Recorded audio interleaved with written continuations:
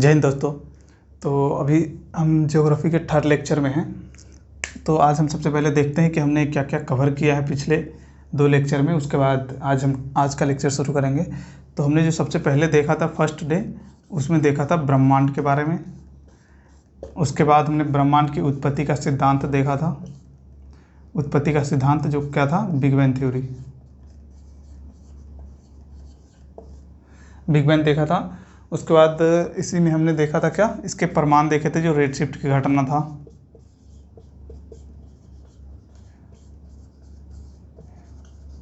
Red shift की घटना, ये हमने क्या देखा था फर्स्ट लेक्चर में। उसके बाद हम सेकेंड लेक्चर में देखा थे आकाशगंगा।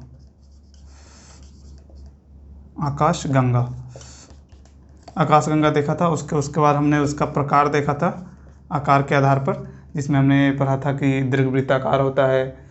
उसके बाद अनियमित आकार के होते हैं, सर्पिलाकार होता है, बृहद सर्पिलाकार होता है ना।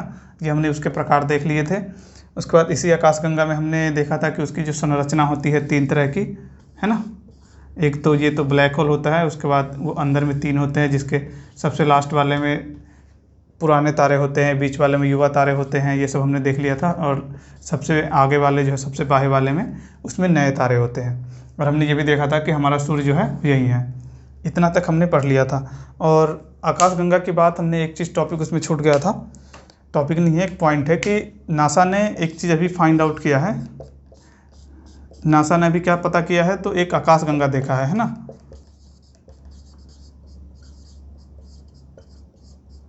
एक आकाशगंगा को ढूंढा है जिसका नाम उसने फिनिक्स रखा है। एक आकाशगंगा ढूंढा है जिसका नाम फिनिक्स रखा है। और ये अभी तक ज्ञात जो है ना आकाशगंगा में सबसे बड़ा आकाशगंगा है।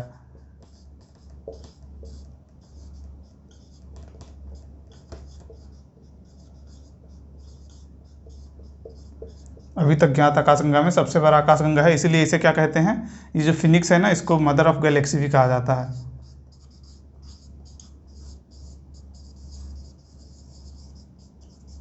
मदर ऑफ गैलेक्सी बोले तो आकाशगंगा की माँ। तो ये एक छूट गया था, यानी छूट नहीं गया था, ये करंट में भी आप ऐड कर सकते हो इसको, कि नासा ने अभी एक आकाशगंगा ढूंढा है जिसका नाम है फिनिक्स। और ये अभी तक हमने जितने भी आकाशगंगा को ढूंढा है, उसमें सबसे बड़ा आकाशगंगा जो है वो ये फिनिक्स, इसलिए इसे मदर ऑफ गैलेक्सी भी कहा जाता है। तो ये सारे क्लास हमने देख लिए थे। तो अब हम आज की क्लास की बात करेंगे कि आज हमें क्या पढ़ना है।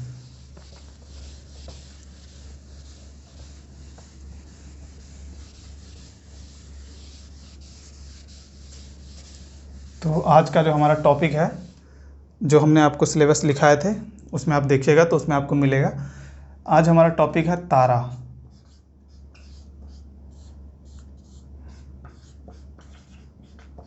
तारा या स्टार। तो आज हम देखते हैं कि स्टार क्या होता है।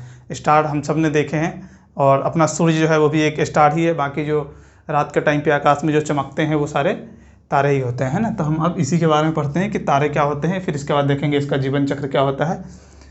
तो तारे से रिलेटेड सबसे पहले कुछ पॉइंट नोट करना आप। ये क्या है, आकाशीय पिंड है।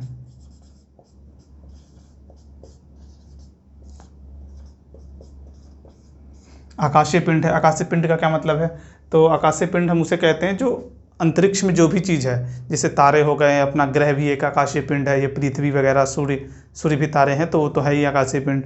उसके बाद पृथ्वी हो गया, चांद हो गया, ये भी आकाशीय पिंड है। क्षुद्र ग्रह वगैरह जो भी है वो सब आकाशीय पिंड है। यानी अंतरिक्ष में जो भी अवेलेबल है, जो भी उपस्थित है, उसे आकाशीय पिंड कहते हैं। तो हमारा तारा भी अंतरिक्ष में है, इसीलिए सबसे पहले एक आकाशीय पिंड है।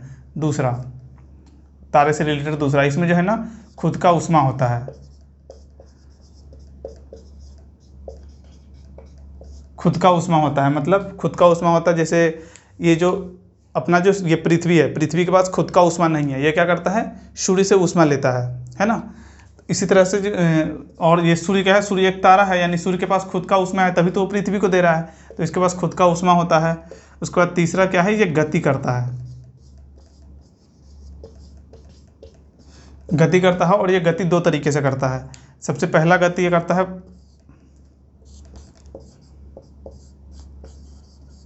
परिभ्रमण,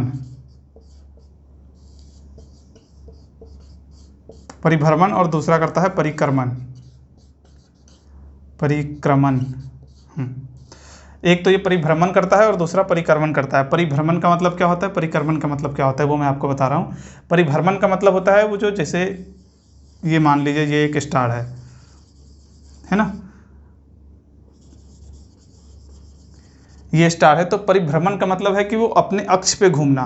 जैसे इसको हम कैसे बताएं, जैसे परिभ्रमण का मतलब मान लीजिए जैसे ये, इसको देखना, ये मान लो एक स्टार है ना, तो ये अपने अक्ष पे जो घूमेगा ना, जैसे ये इसका अक्ष मान लीजिए और ये अपने अक्ष पे घूम रहा है, तो इसको बोलते हैं परिभ्रमण। यानी वो जहाँ है वहीं पहले तो वो अपने अक्ष पे घूम रहा है, ये गति कर रहा है, वो है परिभ्रमण। और दूसरा है परिक्रमण। परिक्रमण मतलब ये जिस भी,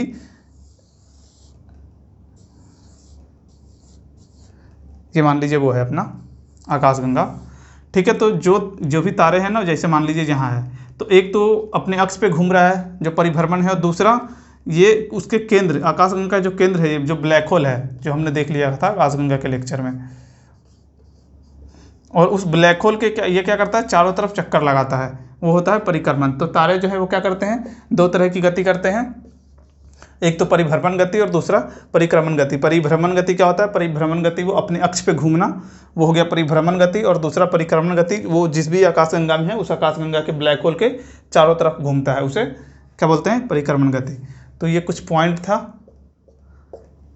तारे के बारे में जो आपको याद होना चाहिए, ठीक है। अब हम थोड़ा आगे बढ़ते हैं।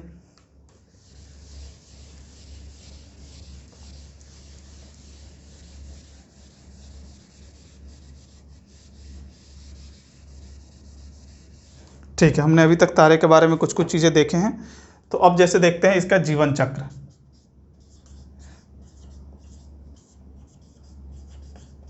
जीवन चक्र देखते हैं, और ये जीवन चक्र को ही जब पूरा ख़त्म हो जाएगा, इसी में ही तारे के बहुत से इंपॉर्टेंट पॉइंट आएंगे, बहुत से टॉप जो अच्छी अच्छी चीज़ें आएंगे, वो यहीं पे ख़त्म हो जाएगा।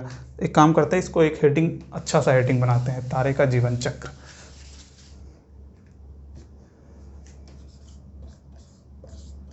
एक काम करो, इससे पहले जो हमने अभी क्या बताए हैं, तारे दो तरह के गति करते हैं, एक क्या, परिभ्रमण,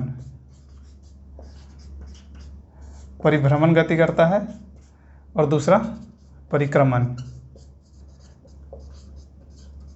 परिक्रमण का मतलब आकाशगंगा के चारों तरफ घूमना, और ये अपने अक्ष पे घूमना, है ना, अपने अक्ष पे घूमना। और ये क्या होता है, आकाशगंगा के चारों तरफ,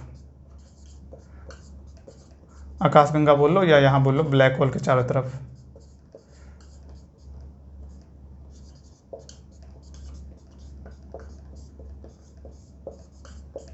ओके, तो हमारा क्वेश्चन क्या है कि तारे जो है परिभ्रमण क्यों करते हैं और परिक्रमण क्यों करते हैं। तो सबसे पहले तारे परिभ्रमण क्यों करते हैं वो देखते हैं। तो इसके लिए आप एक सीधा एग्जांपल देखो, जैसे एक लड्डू लेते हैं अपन, और लड्डू को जब नचाते हैं, लड्डू को नचाते हैं ज़मीन पे, तो वो अपनी अवस्था बनाए रखने के लिए क्या करता है, घूर्णन करता है अपने, जैसे उसमें एक कील टाइप का रहता है, उस पर वो घूर्णन करता है, और जब तक वो घूर्णन करता रहता है तब तक वो मतलब स्टेबल रहता है, और जैसे घूर्णन बंद हो जाता है तो गिर जाता है वो, है ना। ठीक उसी प्रकार जो तारा है ना अपना, तारे अगर परिभ्रमण गति न करे तो अपनी अवस्था को बनाए रखने में सक्षम नहीं होगा, और वो किसी दूसरे आकाशीय पिंड से टकरा के नष्ट हो जाएगा। बात समझना, जिस तरह एक लड्डू जो होता है, लड्डू अपनी अवस्था बनाए रखने के लिए घूर्णन करता है, और जब तक वो घूर्णन करता रहता है, जब तक वो परिभ्रमण यानी घूर्णन जब तक करता रहता है तब तक वो स्टेबल रहता है ज़मीन पे, और जैसे वो बंद करता है तो वो अपनी अवस्था नहीं बना पाती और वो गिर जाता है। ठीक उसी प्रकार अगर तारे परिभ्रमण गति नहीं करेंगे तो क्या होगा कि वो अपनी अवस्था नहीं बना के रख पाएंगे, और जिसके कारण क्या होगा, वो किसी भी दूसरे आकाशीय पिंड से, जैसे दूसरे तारे से टकरा के नष्ट हो जाएंगे। तो वो तारे में परिभ्रमण करना कंपलसरी है अपनी अवस्था को बनाए रखने के लिए। और दूसरा क्या है, परिक्रमण। परिक्रमण को थोड़ा अच्छे से समझते हैं। जैसे ये मान लो अपना आकाशगंगा है, ठीक है, ये अपना मान लो ब्लैक होल है, और यहाँ पे मान लो अपना स्टार है, यहाँ पे अपना तारा है। तो ये इसके चारों तरफ चक्कर क्यों लगाते हैं, तो देखो जैसे अगर ये इसके पास ग्रेविटी है, जैसा अपने को पता है ब्लैक होल के पास अत्यधिक मात्रा में ग्रेविटी होता है, तो ये ग्रेविटी क्या चाहेगा कि इस तारे को हम अपनी तरफ खींच ले, है ना, ये इसको अपनी तरफ खींचना चाहेगा। और अगर ये घूर्णन ना करे, जैसे ये परिक्रमण ना करे, ये इस तरह से ना जाए, है ना, परिक्रमण ना करे तो क्या होगा कि ये इस अपने जो ब्लैक होल है उसके ग्रेविटी के कारण वो ब्लैक होल में मिल जाएगा। लेकिन क्या होता है जब ये परिक्रमण करता है तो इस पर एक अपकेंद्रीय बल लगता है बाहर की तरफ, क्योंकि अपकेंद्रीय बल की जो डायरेक्शन है वो उल्टा होता है। और ये अपकेंद्रीय बल जो है ना बाहर की तरफ लगता है, तो देखो जैसा क्या होता है ये ब्लैक होल की जो ग्रेविटी है वो, और ये अपकेंद्रीय बल की जो ग्रेविटी होगी, यानी अपकेंद्रीय बल और ब्लैक होल की ग्रेविटी दोनों इक्वल हो जाती है, जिसके कारण ये अपने अक्ष पे, जो इसका अक्ष है उस पर ये परिक्रमण करने लगता है और ये उसी अक्ष पे परिक्रमण करते रहता है क्योंकि ये अपकेंद्रीय बल है ना इसको पीछे की तरफ खींच के रखता है, और ग्रेविटी जो इसका ब्लैक होल का ग्रेविटी है वो उसको आगे की तरफ खींचना चाहता है। जैसे देखो मान लो एक ये है, एक ये कोई फोर्स है और ये एक कोई फोर्स है, दोनों फोर्स है और दोनों, और बीच में मान लो कुछ है, कैसे बताया, जैसे देखो ये मान लो ये कोई है, जैसे संजीव है ये, और ये मान लो अनिल है, ठीक है, और यहाँ पे एक रस्सी है या कील है मान लो, इसके ये भी बल से खींच रहा है, ये भी बल से खींच रहा है। क्या होगा अगर इसका भी बल बराबर है और इसका भी बल बराबर है तो रस्सी नहीं खिंचाएगा, वो बीच में रहेगा। लेकिन ऐसा सोचो अगर इसकी शक्ति, इसका जो बल है वो कम हो जाए तो ये क्या करेगा, ये रस्सी इधर खींचा जाएगा, है ना। इसका अगर शक्ति ज़्यादा हो जाए, इसका शक्ति अगर ज़्यादा हो जाए तो वो जो रस्सी है वो ये अपनी तरफ खींच लेगा, जो संजीव है वो, और अगर इसका ज़्यादा हो गया तो वो अपनी तरफ खींच लेगा। तो उसी प्रकार ये जो स्टार होते हैं ना, स्टार में जैसे मान लो अगर ये परिक्रमण ना करे तो इस पर अपकेंद्रीय बल नहीं लगेगा, जिसके कारण ये इसकी जो ग्रेविटी है ना वो ग्रेविटी उसको अपनी तरफ खींच लेगा और वो तारे नष्ट हो जाएंगे। इसलिए तारे को परिक्रमण और परिभ्रमण दोनों गति करना जरूरी होता है अपनी अवस्था को बनाए रखने के लिए। तो ये 2 पॉइंट था कि ये जो है ना तारे परिभ्रमण गति और परिक्रमण गति क्यों करते हैं। अब हम देखते हैं आगे कि तारे का जीवन चक्र क्या होता है। जो मेन डाउट है ना, जो ज़्यादा क्वेश्चन सॉल्व होती है वो तारे की जीवन चक्र से होता है, इसलिए इसको थोड़ा आप अच्छे से देखना।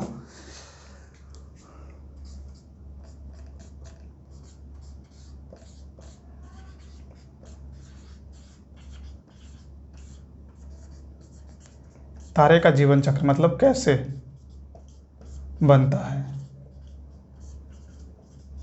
बनता है और कैसे इसका डेथ होता है ना, ये हम देखते हैं।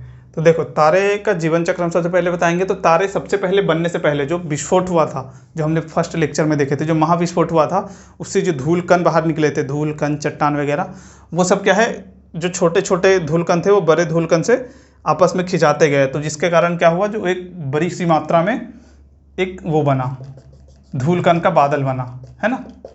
ये मान लो ये है एक धूल कण का बादल है। इसको क्या बोला गया, इसको नेबुला बोला गया। इंग्लिश में इसको नेबुला बोलते हैं और इसको हिंदी में बोलते हैं निहारिका।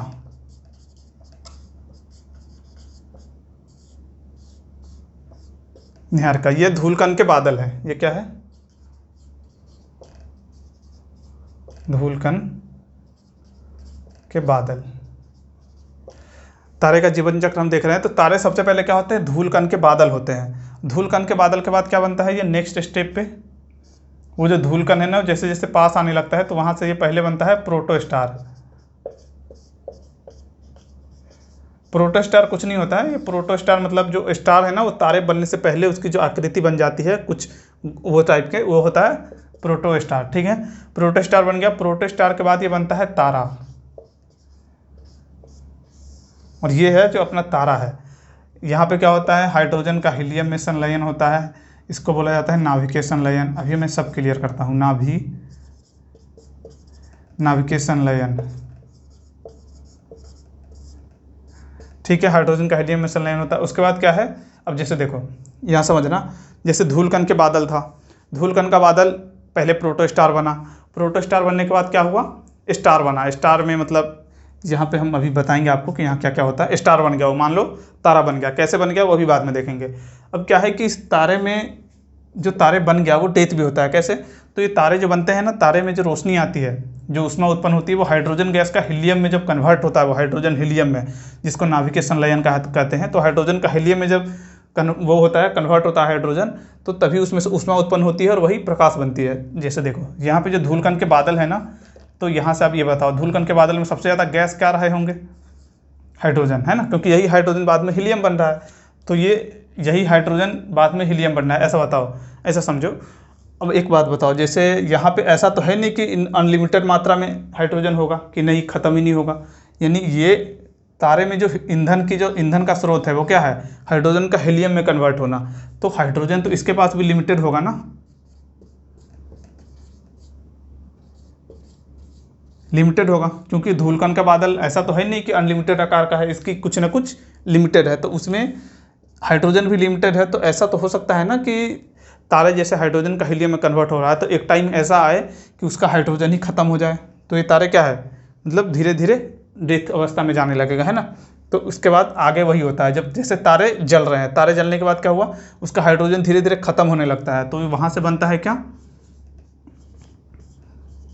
लाल दानव, वहाँ से बनता है लाल दानव। और लाल दानव का जो है साइज नॉर्मल तारे से थोड़ा बड़ा हो जाता है, क्योंकि ये उसमें जो है ना, जैसे नाविगेशन लाइन होता है तो कण जो है एक दूसरे के पास रहते हैं, यानी पास रहने के कारण उसका आकार थोड़ा छोटा रहता है। लेकिन जैसे ही वो धीरे धीरे ऊष्मा उत्पन्न करना बंद कर देता है, जैसे जैसे वो हाइड्रोजन कमता है, तो वो मतलब नाविगेशन लाइन धीरे धीरे कम होने लगता है, तो उसका आकार बड़ा हो जाता है, तो उसको क्या बोलते हैं, लाल दानव।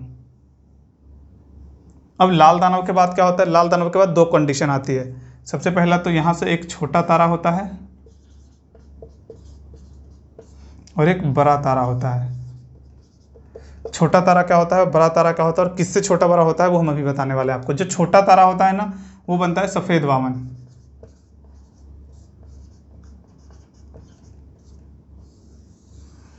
सफेद वामन बनता है, इसे ही बोला जाता है जीवाश्म तारा। जीवाश्म तारा, जीवाश्म तारा का मतलब क्या कि ये तारा जो है ना, मतलब यहाँ से ऑलरेडी इसकी एनर्जी कम होने लगी है, तो एनर्जी कम होने के बाद जो है ये लाल दानव के बाद जो सफ़ेद वामन बन रहा है, वो कभी कभी मतलब यहाँ पे बहुत कम मात्रा में वो रोशनी देती है, बहुत कम मात्रा में ऊष्मा उत्पन्न करती है, इसलिए इसको जीवाश्म तारा बोलते हैं कि ये जो है ना, मतलब मरने ही वाला है, कुछ दिन में मरने ही वाला है, इसलिए इसको ये बोलते हैं सफ़ेद वामन। और सफ़ेद वामन के बाद ये बन जाता है क्या, काला वामन। और काला वामन का मतलब कि ये बिल्कुल भी रोशनी नहीं देता है, मतलब ये तारा ख़त्म हो गया, ये जो तारा था वहाँ से ये नाविगेशन लाइन ख़त्म हो गया, वो यानी सफ़ेद वामन में थोड़ा थोड़ा तो था भी, उसके बाद जो ये सफ़ेद वामन के बाद काला वामन बना, तो हमें ना तो दिखाई देगा ना कुछ, मतलब ये तारा ख़त्म हो गया। एक तो ये है जो छोटे तारे के लिए है। दूसरा होता है क्या, जो बड़ा तारा होता है। छोटा और बड़ा किससे होगा वो हम आपको बताने वाले हैं अभी, सो वेट करना थोड़ा सा। अब देख, जैसे ये लाल दानव है और उसके बाद लाल दानव का आकार बड़ा है, थोड़ा सा साइज में बड़ा है, तो वो क्या बनेगा, वो बनता है सुपरनोवा। सुपरनोवा, और इसे बोला जाता है अभिनव तारा।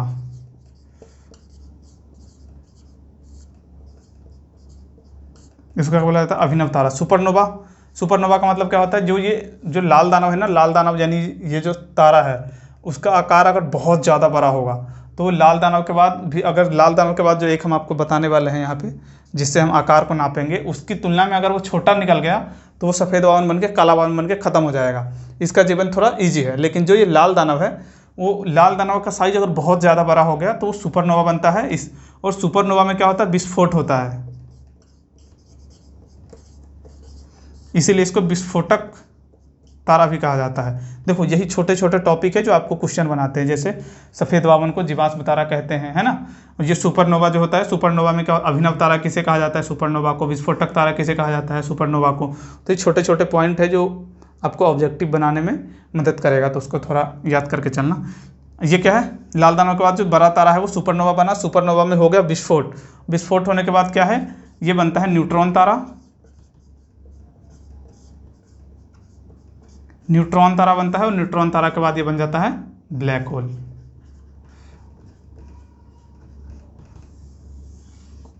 ये है तारे का जीवन चक्र। अब इसको थोड़ा हम एक बार और अच्छे से एक्सप्लेन करते हैं। न्यूट्रॉन तारा मतलब उसका जो है ना, इस मतलब सुपरनोवा विस्फोट के बाद इसके भी धीरे धीरे ईंधन खत्म होने लगते हैं, वो न्यूट्रॉन होने लगता है, न्यूट्रॉन तारा हो जाता है। जैसे देखो, यानी ये भी क्या है, डेथ अवस्था है, यानी मरने ही वाला अवस्था है। ये भी, ये सब यहाँ से जो भी शुरू होता है ना, वो धीरे धीरे तारे का विनाश की तरफ, यानी तारे खत्म हो रहे हैं, उस चीज़ को दर्शाता है। अब जैसे देखो, यहाँ पे जो अपना मेन तारा है वो यहाँ है, वो क्या है, हाइड्रोजन का हीलियम में जो चेंज हो रहा है। और ये होने के लिए क्या चाहिए, हाइड्रोजन का हीलियम में संलयन होने के लिए चाहिए इसको 6000 डिग्री सेल्सियस का टेम्परेचर। 6000 डिग्री सेल्सियस का टेम्परेचर चाहिए। और 6000 डिग्री सेल्सियस टेम्परेचर ना तो ठोस होता है, हो सकता है, ना द्रव्य और ना गैस। तो 6000 डिग्री सेल्सियस क्या होता है, 6000 डिग्री सेल्सियस जो है वो टेम्परेचर वो होता है प्लाज्मा। प्लाज्मा अवस्था होता है। इसलिए जब आपसे क्वेश्चन ऐसा पूछा जाएगा कि तारे में ईंधन किस अवस्था में होती है, तारे में ईंधन किस अवस्था में होती है, तो प्लाज्मा अवस्था में होता है। और ये अक्सर क्वेश्चन पूछा जाता है।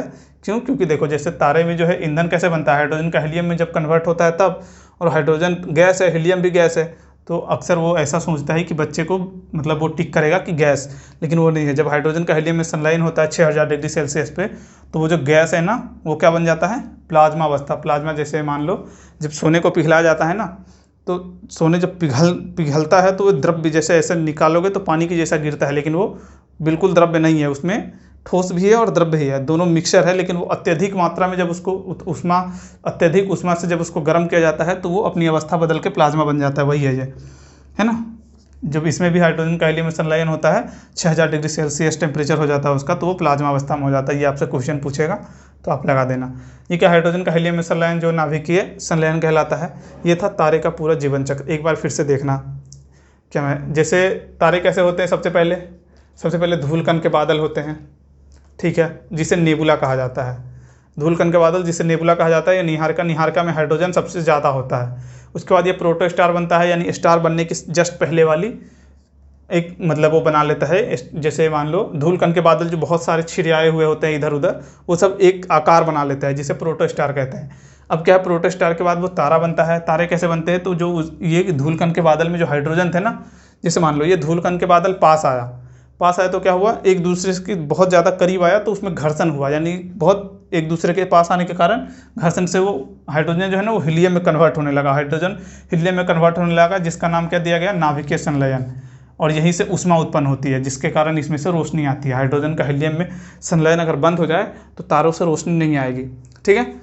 ये हो गया। उसके बाद क्या है, अब तारे अब धीरे धीरे अपनी, ये तो तारे हो गए, तारे में जब ईंधन खत्म होने लगती है, ईंधन खत्म, जब ईंधन खत्म होने लगती है तो वो अपनी डेथ अवस्था में जाने लगती है। तो क्या होता है, वो सबसे पहले बनता है लाल दानव, यानी तारे का आकार थोड़ा बड़ा हो जाता है और लाल लाल होने लगता है, तो ये बनता है लाल दानव। लाल दानव का आकार अगर छोटा है तो वो सफ़ेद वावन बनता है, जिसे जीवाश्म तारा कहते हैं, और उसके बाद काला वावन बन के खत्म हो जाता है। और यही लाल दानव का आकार जब ज़्यादा बड़ा होता है तो सुपरनोवा बनता है। सुपरनोवा को ही अभिनव तारा कहा जाता है, और विस्फोटक तारा। अभिनव तारा मतलब सुपरनोवा में ना कुछ अलग टाइप की वो देखने को मिलती है, बुलबुला टाइप का, तो इसलिए इसको अभिनव तारा कहते हैं। और ये सुपरनोवा में क्या होता है, विस्फोट होता है, यानी सुपरनोवा ब्रेक होता है, यानी बहुत बड़ा साइज होता है ना, तो उसमें विस्फोट होता है एक, जिसे इसलिए इसको कहा जाता है विस्फोटक तारा। विस्फोट होने के बाद जो है वो न्यूट्रॉन तारा बनता है, और न्यूट्रॉन तारा के बाद ब्लैक होल बन के तारा खत्म हो जाता है। ये था तारे का जीवन चक्र। आई होप कि आपको ये समझ में आया होगा तारे का जीवन चक्र। दूसरा कि ये इसकी जो ईंधन है हाइड्रोजन का हीलियम में जब कन्वर्ट होता है तो 6000 डिग्री सेल्सियस पे होता है और वो प्लाज्मा अवस्था में होता है, क्योंकि 6000 डिग्री सेल्सियस कोई ठोस बर्दाश्त नहीं कर पाएगा, न द्रव्य बर्दाश्त कर पाएगा, है ना, इसलिए वो प्लाज्मा अवस्था को अपना लेता है। तो तारों में ईंधन प्लाज्मा अवस्था में होता है, ये हम कहते हैं। अब हमने यहाँ पे बताया कि छोटा और ये बड़ा, किससे छोटा बड़ा, तो यहाँ पे एक टॉपिक आता है चंद्रशेखर सीमा का। चंद्रशेखर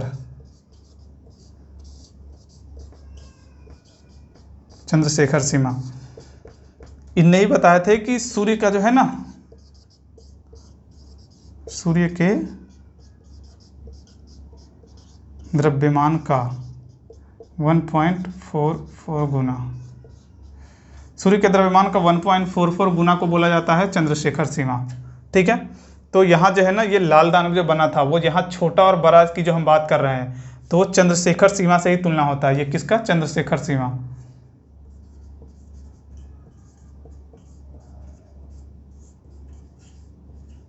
जैसे देखो ये जो तारा है, ये तारा जब लाल दानव बना, और उस लाल दानव का जो आकार है वो लाल दानव जो है वो सूर्य के द्रव्यमान से 1.44 गुना से छोटा है, 1.44 गुना से छोटा है। तो वो ये वाले पाथ पे चले जाएगा, जो क्या बनेगा, सफ़ेद वावन बनेगा, काला वावन बन के ख़त्म हो जाएगा।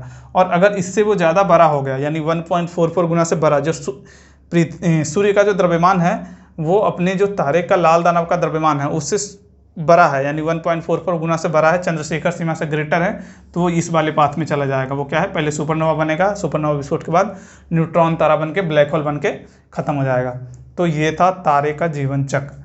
आई होप कि आपको समझ में आया होगा तारा क्या होता है, तारे का जीवन चक्र क्या होता है। उसके बाद एक काम करते हैं, इसको एक बार हम रिवीजन करते हैं, 1 मिनट का टाइम लगेगा।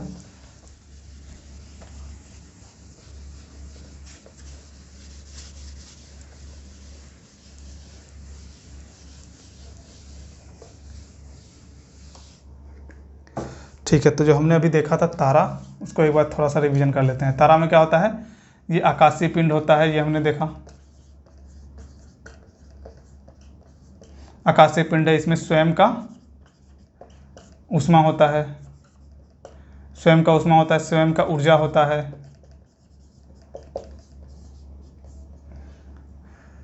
स्वयं का ऊष्मा होता है, स्वयं का ऊर्जा होता है, गति करता है। गति 2 तरीके से करता है, एक कौन सा, परिभ्रमण,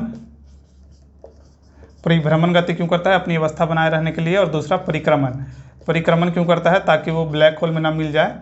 अगर परिक्रमण करता है तो अपकेंद्रीय बल लगता है, जिसके कारण वो गुरुत्वाकर्षण को मेंटेन करके रखता है और वो उसको अपने अक्ष पे घुमा देता है। ये हो गया जो गति करता है। उसके बाद हमने जीवन चक्र देखा था। जीवन चक्र में क्या देखा है, वो सबसे पहले क्या होता है, सबसे पहले होता है वो नेबुला। नेबुला क्या होता है, तो धूल कण के बादल। उसके बाद ये क्या बनता है, प्रोटोस्टार बनाता है, प्रोटोस्टार बनाता है। उसके बाद स्टार बनाता है, स्टार बोले तो तारा। तारा में ये तारा बनता कैसे है, तो ये यहाँ पे जो नेबुला के पास जो हाइड्रोजन होता है वो यहाँ पे हाइड्रोजन हीलियम में चेंज होने लगता है, जिसे नाभिकेशन लयन कहते हैं।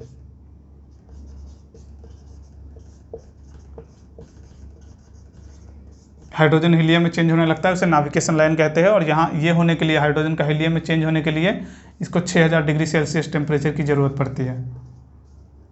6000 डिग्री सेल्सियस पे ये प्लाज्मा अवस्था में होती है ना। तो तारों में ईंधन किस अवस्था में होता है, प्लाज्मा अवस्था में। अब यहाँ से अगर ये चंद्रशेखर सीमा, यानी सबसे पहले इसके बाद तो ये लाल दानव बनेगा ही बनेगा, ठीक है, ये बन गया लाल दानव। अब लाल दानव का अगर साइज छोटा है चंद्रशेखर सीमा से, तो अगर वो साइज छोटा बनेगा तो क्या बन जाएगा, श्वेत वामन बन जाएगा, सफ़ेद वामन।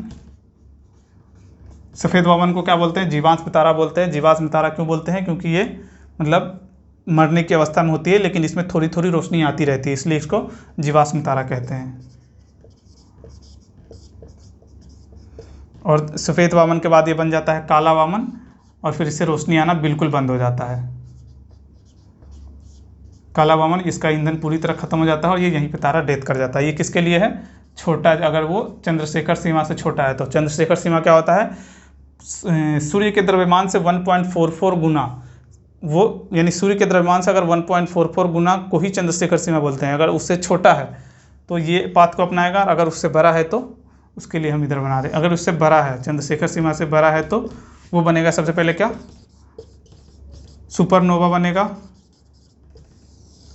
सुपरनोवा बनेगा, इसको क्या क्या बोला जाता है, इसको अभिनव तारा बोला जाता है। अभिनव तारा क्यों बोला जाता है, क्योंकि जो सुपरनोवा होता है ना, जो उसके आकार और ज़्यादा बड़ा हो जाता है, उसमें क्या होता है कि वो बुलबुला टाइप का निकलने लगता है, जिसे अभिनव तारा बोलते हैं। इसमें विस्फोट होता है, इसलिए इसको विस्फोटक तारा भी कहते हैं।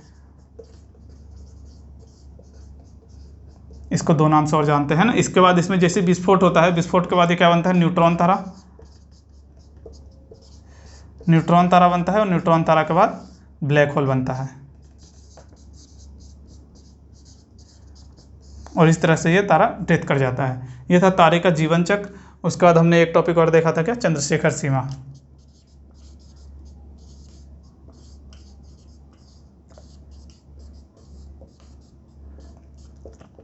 चंद्रशेखर सीमा देखा था। क्या है चंद्रशेखर सीमा, तो सूर्य के द्रव्यमान से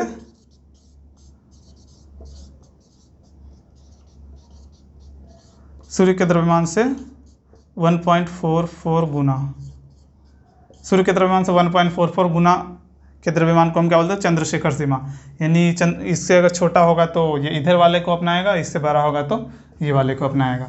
ये था पूरा तारे के बारे में। और दूसरा अब जो अपना है ना, पृथ्वी।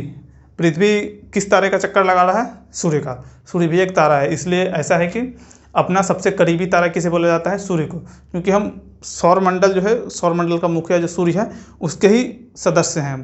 तो इसलिए मतलब उसके ही सदस्य, तो जो भी तारा होगा वो सूर्य के तो बाद ही होगा ना। अगर सूर्य से पहले कोई तारा रहता तो फिर उसका चक्कर लगाने लगते हैं हम। इसलिए अपना जो है ना, सबसे निकटतम तारा क्या है,